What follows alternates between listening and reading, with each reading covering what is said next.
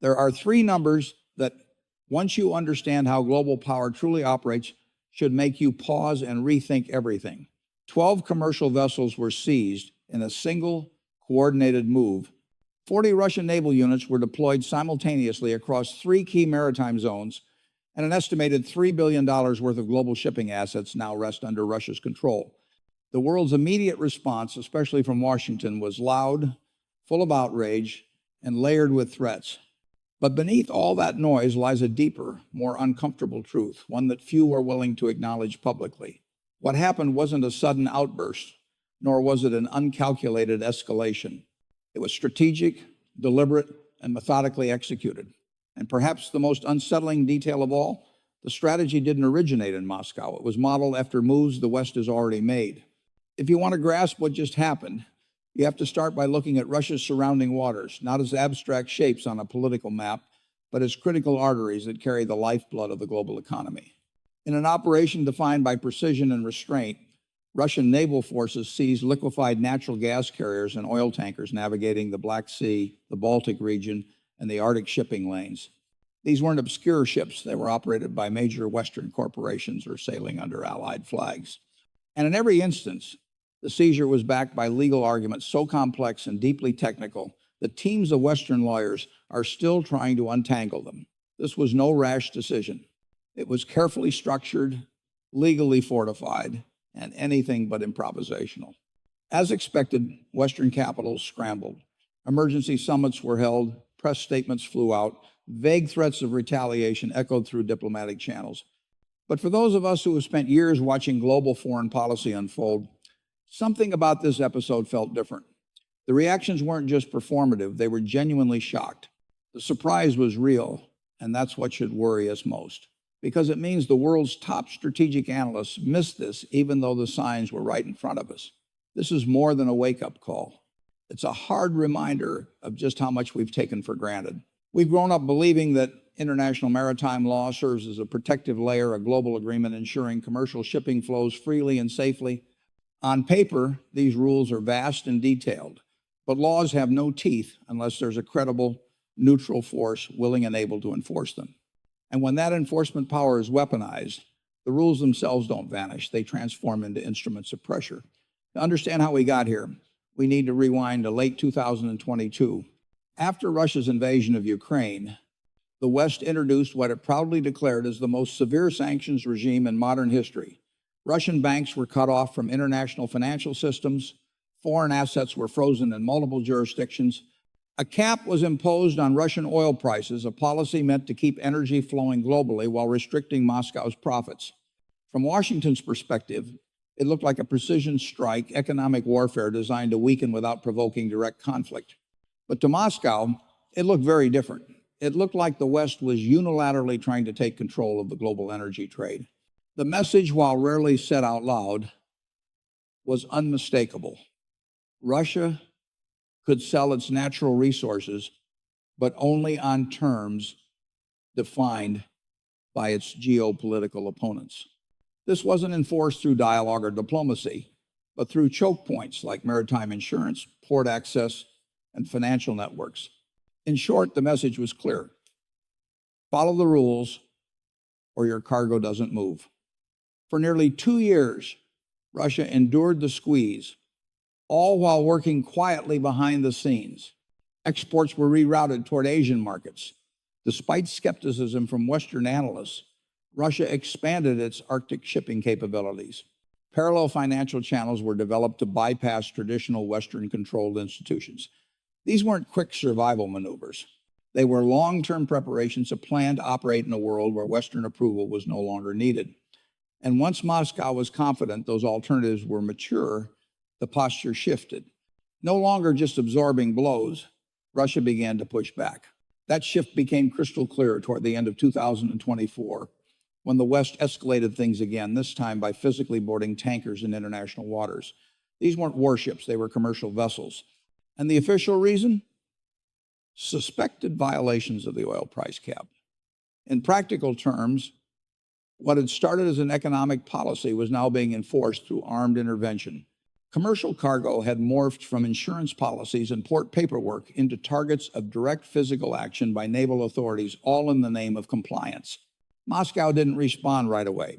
There were no grand statements, no retaliation, no threats. Instead, Russia observed and documented. Each time a Western Navy boarded a ship, every inspection, every legal justification was quietly recorded. Because Russia didn't just see policy being enforced, it saw precedent being set. A precedent that said, if economic rules justify physical control, then physical control is now a valid tool of statecraft. Russia wasn't preparing to challenge the West's logic, it was preparing to use it. And the opportunity arrived in December. A U.S. operated oil tanker collided with a Russian research vessel in disputed northern waters. The crash killed multiple Russian sailors. The United States called it a tragic accident caused by rough conditions and heavy maritime traffic. But Moscow outright rejected that claim.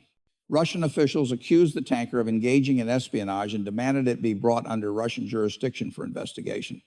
When the ship refused, Russia labeled its crew fugitives. At this point, the facts of the collision almost stopped mattering. What mattered more was the narrative and how Russia framed it. Rather than treating the incident as a military conflict, they cast it as a criminal investigation. And that single framing shift opened the door for a very different kind of response. Because law enforcement actions are seen globally as entirely different from acts of war, even if the tactics and outcomes look nearly identical.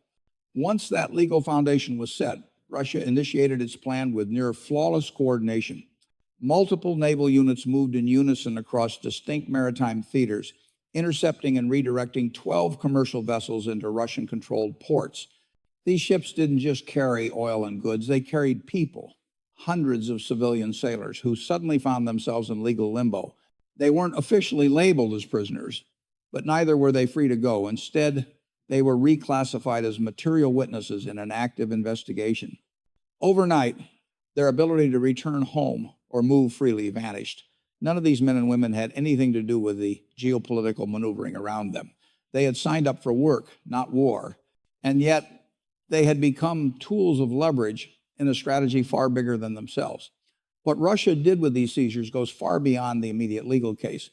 It struck at a foundational idea, one that has governed the global economy for decades. The assumption that commercial shipping operates in a neutral space, immune from the fluctuations of great power rivalry, has now been shattered. Russia didn't invent a new tactic. It used a mirror held up to the West's own strategies. And the reflection is hard to deny. If the United States and its allies can board ships in international waters for financial enforcement, then Russia can do the same under a different legal framework. If maritime insurance and banking systems can be turned into enforcement tools, then military patrols can become mechanisms for regulating access. This is not chaos. This is symmetry strategic mirroring at its most effective. That mirroring forces a harsh reality into the open. Can any nation claim exclusive authority to set the rules of the global system without making itself vulnerable to those same methods? Can you enforce regulations across borders and oceans without inviting others to do the same? These are no longer theoretical questions debated by academics. They are playing out right now in real time with real consequences. And those consequences are not limited to the courtroom or the high seas. They're already reaching homes and families, the people left behind by the detained crews, waiting for updates, watching helplessly as their loved ones are swept up in the geopolitical standoff they never asked to be part of. The impact of these events doesn't begin with governments. It starts with individuals. And yet, as this approach gains traction, the ripple effects are growing far wider than any single dispute between Russia and the West. Because once this new model is seen as effective, or even just tolerated, it doesn't stay confined to one actor. It becomes a playbook. Maritime shipping, which accounts for the majority of global trade by volume, now finds itself navigating far more than oceans and weather. It's entering a legal and political storm where the rules are shifting fast. Every modern vessel is equipped with complex electronic systems, communications arrays, and data gathering tools, all of which can, under the right pretext, be labeled as surveillance gear. Environmental codes and regulatory frameworks, written to be broad for flexibility, are now loopholes waiting to be exploited. The line between legitimate oversight and strategic obstruction is fading. And Russia is not the only country taking notes. Other global players with regional maritime ambitions are observing carefully. China, with its growing naval reach and contested territorial claims, is watching. Iran, frequently caught in maritime disputes in the Persian Gulf, is paying attention. Smaller regional powers, too, are assessing what this shift means. They are asking a dangerous but rational question. Is the West truly prepared to protect every commercial vessel that could become a target? The early answer, based on recent events, is not encouraging. Selective enforcement has a cost. It erodes the credibility of international law, because when rules are applied inconsistently, they cease to function as rules and begin to function as signals of who can be tested and how far. What we're witnessing is not the sudden breakdown of the system, but a slow motion erosion. No single moment marks the collapse. There is no explosive declaration. Instead, the structure is weakening through repeated actions that stretch precedent and redefine normal behavior. Every time a seizure is justified, every time a legal framework is manipulated to avoid escalation, the bar for what's acceptable shifts. And once that happens enough times, new norms are established not by agreement, but by exhaustion. We can already see how this plays out in the energy sector. Insurance costs for ships operating anywhere near Russian jurisdiction have spiked. Some routes, once essential to global supply chains, are now considered too risky to justify. And these aren't physical blockades. The waters are open, but the financial exposure, the legal entanglements, the reputational risk, all of it adds up. Routes are being reconfigured, shipments are being delayed, and contracts are being reworded. Supply chains that once prized speed and cost efficiency are now being redesigned around resilience and contingency. That shift brings higher expenses, longer transit times, and greater uncertainty. And it doesn't stop at oil and gas. Nations heavily reliant on imported fuel and materials are feeling the pressure. Businesses that depend on just-in-time delivery are discovering that geopolitics doesn't care about efficiency. Market volatility can be managed, but political risk, that's far harder to predict and harder still to ensure. What began as a narrowly executed operation is expanding outward, touching industries and economies that once felt far removed from naval tensions. And that is exactly what makes this moment so important, because it signals a broader transformation, not just in maritime law, but in how nations engage with each other through commerce, law, and the quiet assertion of power. There is a sharp irony running through this entire situation. The sanctions imposed on Russia were meant to isolate it, to restrict its reach, and to diminish its ability to operate as a global power. Yet those same measures have helped create a different kind of influence, not the influence that comes from integration or dominance, but the influence that comes from disruption. Russia no longer needs to control markets. It only needs to destabilize them. By injecting uncertainty into global trade, it raises the cost of opposition, even for nations with vastly superior economic strength. Instability becomes leverage.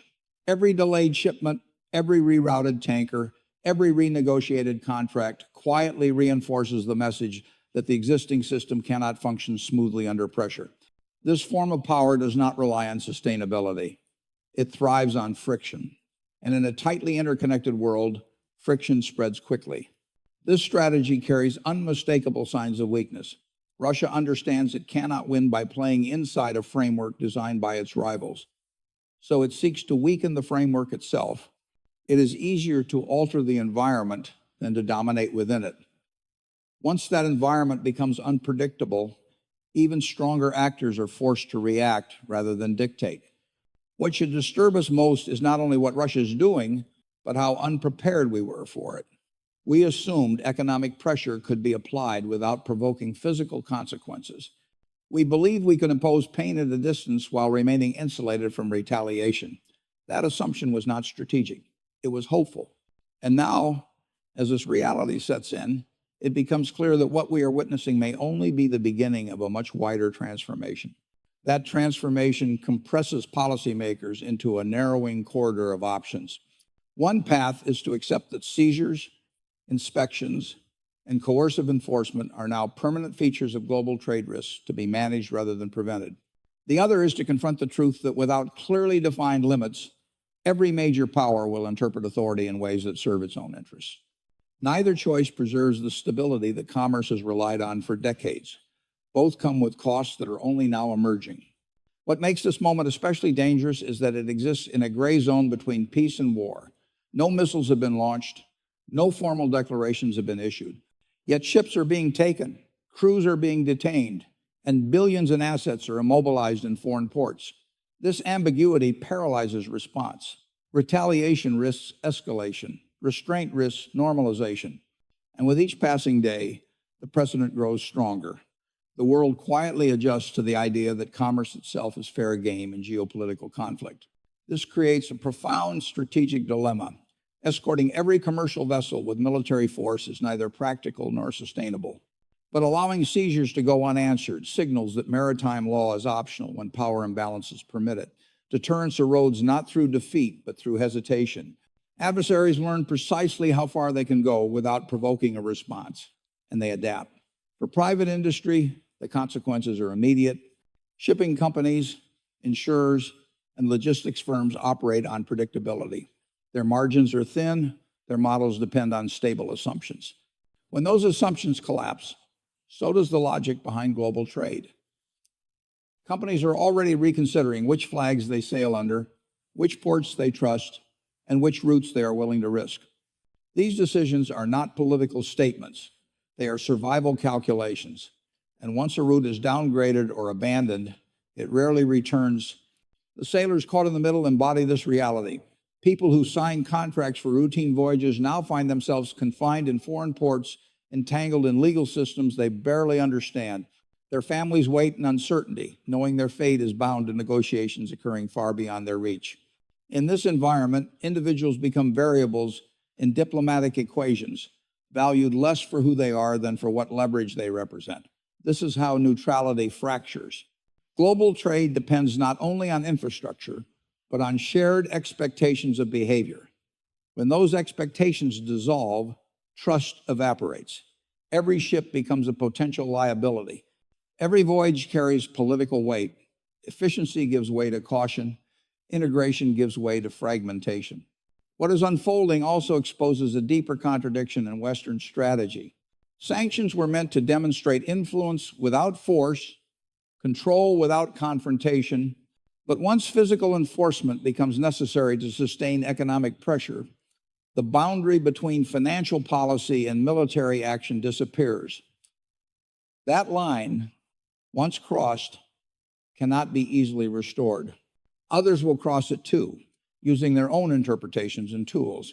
Russia's message is not subtle. If it cannot operate safely within the existing system, it will make the system unsafe for everyone. That does not require dominance, only disruption. And disruption is far easier to achieve than stability, especially when the rules are already under strain. As this standoff drags on, temporary measures harden into routine behavior. Emergency actions become standard practice. What began as a response to sanctions evolves into a redefinition of how power is exercised at sea. Each day that passes without resolution entrenches the shift. Reversal becomes harder.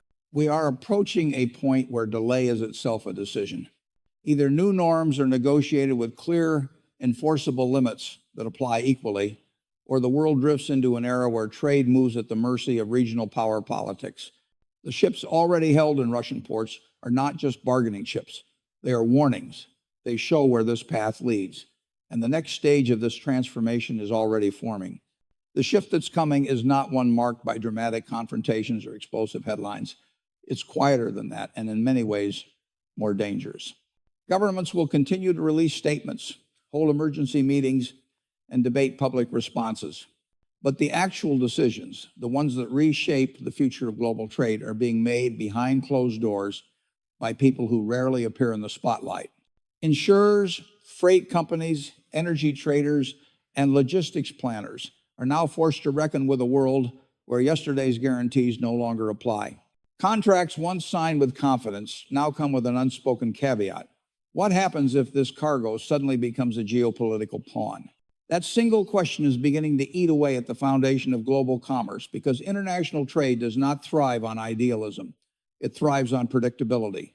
The moment that predictability disappears, trust begins to crack.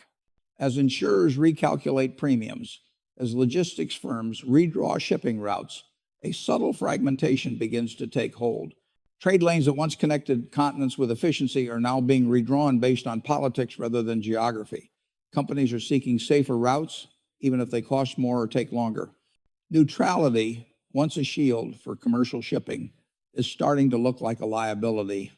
The flag of ship sails under once a matter of registry and convenience is now being scrutinized for what it signals about protection, risk, and retaliation. The shift is not just in policy, it's in perception.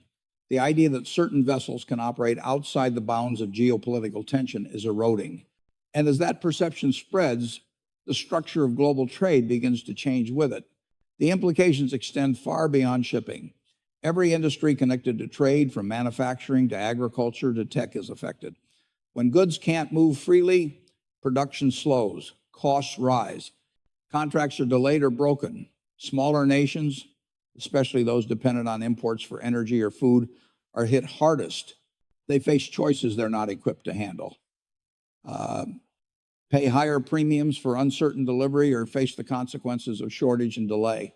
This is the long tail of strategic disruption. Its effects are distributed unevenly and often felt far from the original point of conflict. And that is what gives it power. The ability to destabilize not just one opponent, but entire systems, not through destruction, but through doubt.